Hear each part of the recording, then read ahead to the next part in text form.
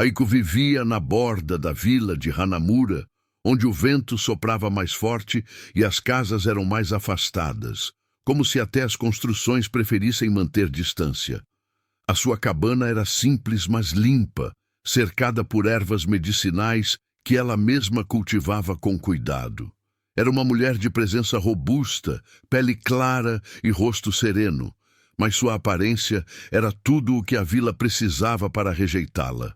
Obesa desde a juventude, Aiko crescera aprendendo a ser invisível. As crianças corriam quando ela passava. Os homens a evitavam como se fosse um mau presságio. As mulheres sussurravam com desprezo ao vê-la.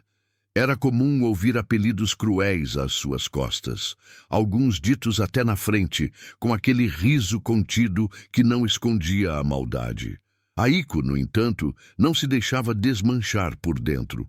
Andava com a coluna ereta, o olhar direto e a fala precisa. Aprendera, com o tempo, que a melhor resposta ao desprezo era a competência. Suas infusões de gengibre e folhas de ume aliviavam febres. Sua pasta de raiz de lótus era famosa por fechar feridas como mágica. Ainda assim, a maioria só a procurava em último caso, quando os curandeiros mais dignos estavam ocupados ou falhavam.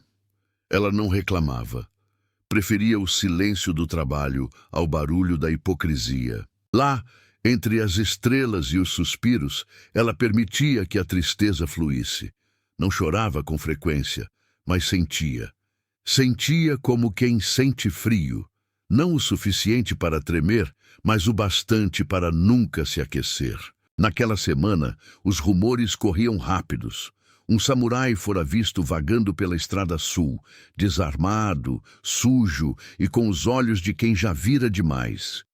Diziam que era um homem perigoso, expulso de seu clã por covardia. Outros falavam em assassinato. Os aldeões se agitavam, reforçando portas, trancando janelas. Aiko, por sua vez, apenas observava. Já aprendera que o que se diz sobre alguém raramente revela a verdade. Afinal, se fosse por boatos, ela seria uma fera disfarçada de mulher. Na manhã do quarto dia, Aiko seguia pela trilha da floresta em busca de folhas de shiso quando viu algo que a fez parar. Um corpo caído à beira do riacho, parcialmente coberto por folhas e lama. Aproximou-se com cautela.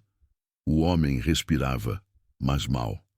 Estava febril, com um corte feio na lateral do abdômen e os lábios ressecados. Mesmo desacordado, sua presença impunha respeito. Mas algo nele, talvez a expressão de exaustão ou o estado deplorável, despertou nela um impulso raro. Compaixão. Como curandeira, já socorrera bêbados, ladrões, até soldados inimigos. Por que não ele? Durante a noite, o homem murmurava palavras desconexas, nomes que ela não reconhecia, lembranças que pareciam pesar como pedras. Sem saber, Aiko havia aberto a porta não apenas para um estranho, mas para o início de uma mudança que tocaria não só a sua vida, mas o destino de todos ao seu redor. Olhou ao redor com olhos semicerrados. O teto era de madeira simples, as paredes repletas de estantes com frascos, raízes e folhas penduradas para secar. Tudo era humilde, mas limpo.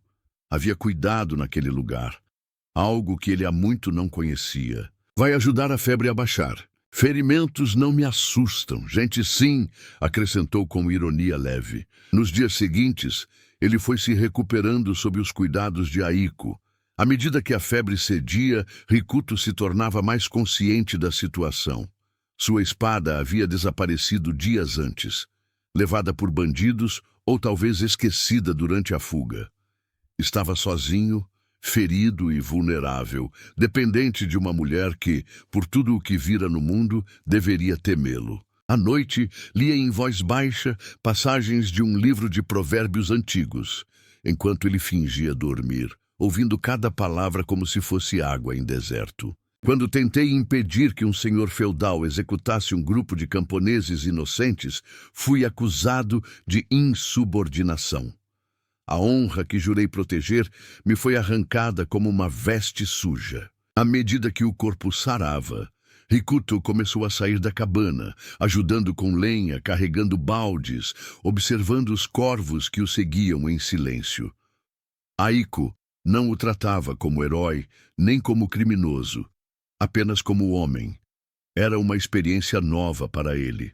Eles te odeiam por minha causa, disse Rikuto certa manhã. Era a primeira vez em muito tempo que não sentia necessidade de fugir. Talvez, pensou ele, a redenção não viesse com sangue ou espadas, mas com gestos pequenos, com presença, com respeito. Aiko sentia o peso daqueles olhares sempre que saía para buscar ingredientes ou conversar com os poucos que ainda aceitavam seu auxílio. Eles viam nela algo intocável, já desgastado pelo tempo e pelo preconceito, e viam em Rikuto o perigo do desconhecido. Em sua cabana, o tempo passava lento, mas a troca silenciosa de confidências tornava o espaço mais quente do que qualquer fogo. Bloco seguinte. Talvez essa pessoa tenha encontrado você. Certa manhã, enquanto Aiko caminhava pelo mercado, ouviu uma mulher dizer às suas costas: "Mas eles nos veem como ameaças", disse ele à mulher, sob a luz das estrelas. Na manhã seguinte, ao amanhecer, uma voz rouca ecoou pelo vilarejo. Um grupo de homens armados marchava para a cabana de Aiko, exigindo explicações.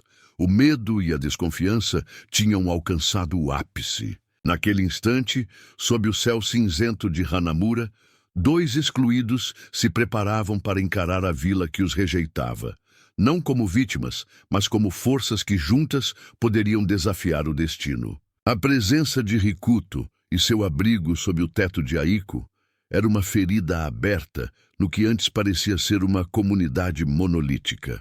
Mas na companhia de Aiko, sentia-se renascido, como se uma chama tímida começasse a arder em seu peito. Ela, por sua vez, encontrava nele um porto seguro, alguém que não via apenas seu corpo, mas sua alma resistente. "Aiko, eu quero que saiba que você é mais do que essa vila vê", disse ele, com a voz rouca, mas cheia de sinceridade. Nunca ouvira tais palavras, nunca fora vista assim. Agora o samurai sujo e a mulher gorda andam juntos. Que vergonha para a vila. Ele sabia que não poderia fugir para sempre do passado e que talvez um dia teria que provar seu valor para todos. E assim, o sentimento entre eles crescia, misturando respeito, admiração e um carinho silencioso que não precisava ser nomeado. Cada gesto, cada olhar, cada pequeno momento construía uma ponte que os unia. O passado o chamava e o futuro traria desafios que eles ainda não podiam prever. Mas pela primeira vez, sentia que não estava sozinho para enfrentá-los. Enquanto a lua cheia dominava o céu, Rikuto sentia o peso do passado, pressionando seu peito como uma armadura invisível, pesada demais para ser carregada por muito tempo.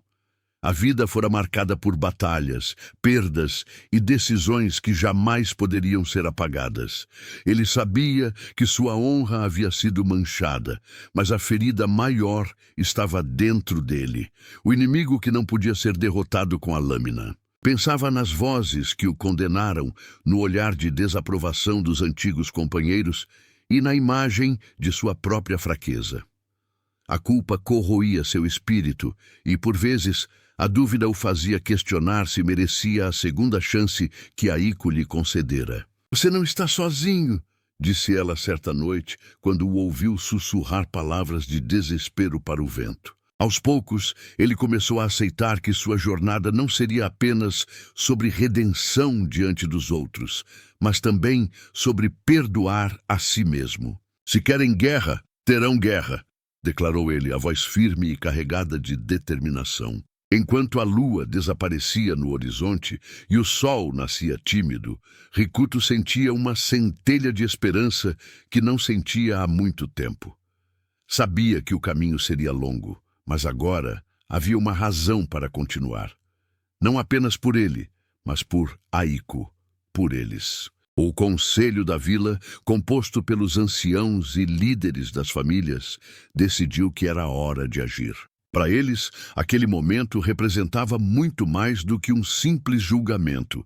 Era a chance de mostrar quem realmente eram, além dos rótulos e das aparências. Este conselho deve decidir se permanecerão entre nós ou se devem partir para sempre. Ela se aproximou falando com firmeza. O fogo se espalhava rápido, ameaçando destruir a vila inteira. O medo transformou-se em pânico e os moradores correram para combater as chamas. Pela primeira vez, muitos viram além do rótulo que carregava. A multidão começou a murmurar em aprovação. Aos poucos, os olhares frios se suavizaram. Porém, a verdadeira vitória ainda estava por vir. Enquanto ajudavam a reconstruir as casas e organizar a distribuição de suprimentos, os dois perceberam que seu vínculo se fortalecia mais a cada desafio superado. Aiko, que outrora fora rejeitada por seu corpo e por sua diferença, encontrava em Rikuto um aliado que a via com admiração e carinho sinceros. Rikuto, por sua vez, sentia que sua alma encontrava paz pela primeira vez em anos. A água clara corria calma, refletindo o céu dourado do entardecer. Mas a vila ainda guardava suas cicatrizes, não só das chamas, mas das feridas antigas da intolerância.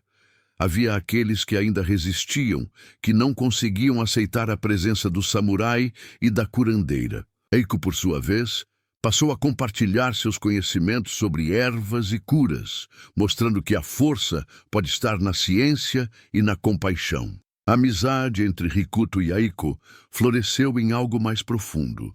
Um laço que resistia às adversidades e que prometia resistir ao tempo. Naquela vila que um dia os rejeitara, eles haviam encontrado não apenas um lar, mas um propósito. As cinzas do incêndio ainda manchavam a terra, mas nelas brotavam sementes de esperança e renovação, assim como em Aiko e Rikuto, que agora eram mais do que excluídos. Eram símbolos de resistência e amor.